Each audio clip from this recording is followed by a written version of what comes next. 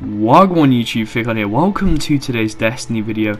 In today's video we're going to be taking a look at this week at Bungie, the 13th of April 2017.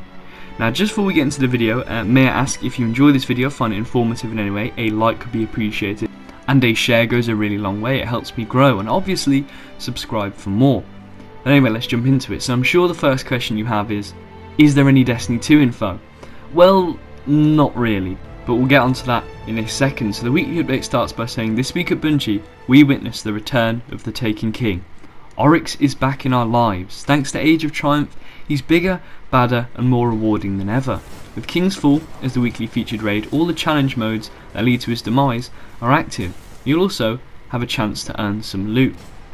So if you haven't jumped into this week's featured raid, it is King's Fall. It's pretty self-explanatory. But then the Destiny 2 info comes in this paragraph. Meanwhile, there is 1 month between now and the next drop of news about Destiny 2.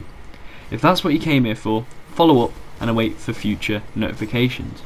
We're working behind the scenes to put on a good show.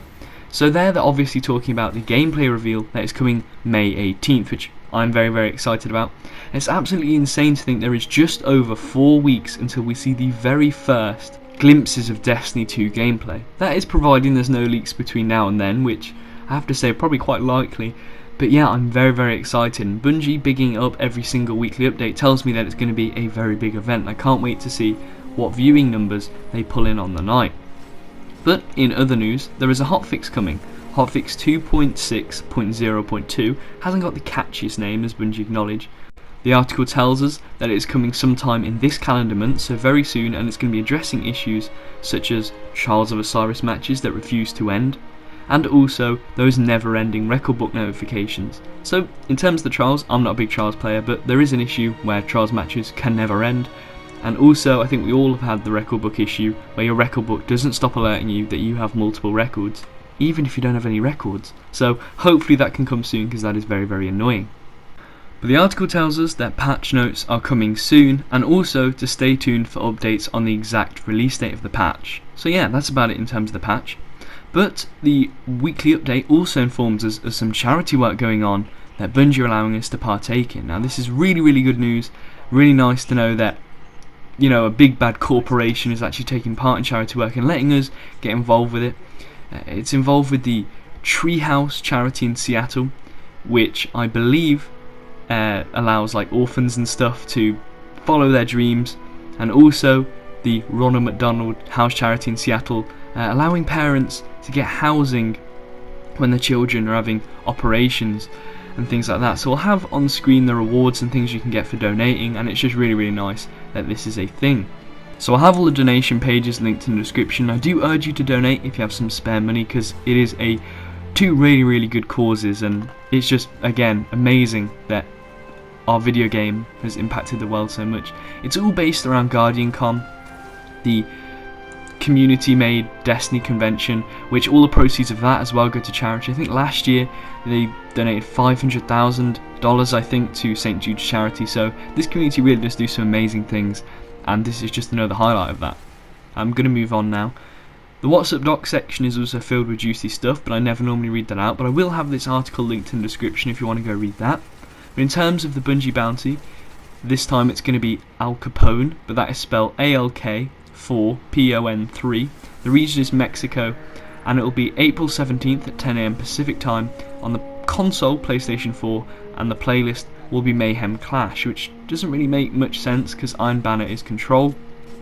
But yeah, I'll see if that gets changed. I'll have his accounts and everything linked in the description. But the weekly update closes out by saying there are now 3 raids in the Director that will take you on at 390 light.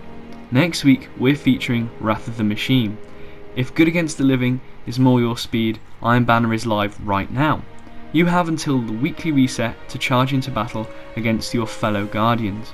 So if you would like to know what Efridi, the Iron Banner vendor, is actually selling for this week's Iron Banner, if you didn't know about it, I have my video on that linked in the description. But the very final sentence of this weekly update is, let's meet back here next week. Thanks for stopping by to hang out. Deej out. So yeah, Not too much actual information in this weekly update, but it's certainly better than other weeks. We've had the information about the patches, we've had confirmation again of that gameplay reveal stream on the 18th of May, so mark that into your calendars. We haven't got a time yet, but I will be giving you the time whenever it drops, so yeah, definitely stay tuned to this channel. I'll be giving you all the Destiny 2 info as and when it breaks, so yeah, that's an incentive to subscribe. But anyway, this is now the part of the video where I show off some community highlights or talk about some smaller news topics that happened in the Destiny universe that I didn't really think were big enough to have their own video. This week I haven't got any smaller news stories, but I do have a very cool community highlight. This time in the form of cosplay. I'll have it on screen now.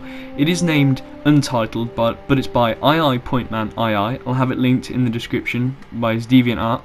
And yeah, it's very cool. It's a hunter in that black and red, I'm guessing Wrath of the Machine shader, which is quite appropriate with Wrath of the Machine being the weekly featured raid next week. And yeah, as you can see, he's got what looks like an Omolon hand cannon in the same colour coding as his armour, so actually that looks really cool, and I would like to see something like this in Destiny 2. Like, can you imagine if you had like shaders for your weapons that you could put on and equip and have the same shader on your weapon as your armour? As you can see, it looks very cool. Maybe that could be a system in Destiny 2, ornaments for exotics maybe, and then shaders for legendary weapons. I don't know, because I think exotic ornaments need to be exotic, and I do think shaders should be able to be applied to guns. But anyway, that's about it for today's video, guys. Like I said, I'll have this community highlight in the description, so definitely check it out and show some support. But yeah, I've been Fikod the Man. Like I said at the beginning, if you enjoyed the video, a like would be appreciated, and obviously subscribe for more, and also, if you would like to help me grow, a share goes a very long way. But that's about it from me. I'll have some of my better videos in the description and the outro that if you're new around here I suggest you check out. And also, on subject of subscribing, there's going to be a lot of Destiny content coming your way regularly, especially on the lead up to Destiny 2, so this is definitely a good time to subscribe, and while you're down there, hit the bell to be notified on my uploads so you don't miss a thing. But until the next time, guys, bye bye, ho ho!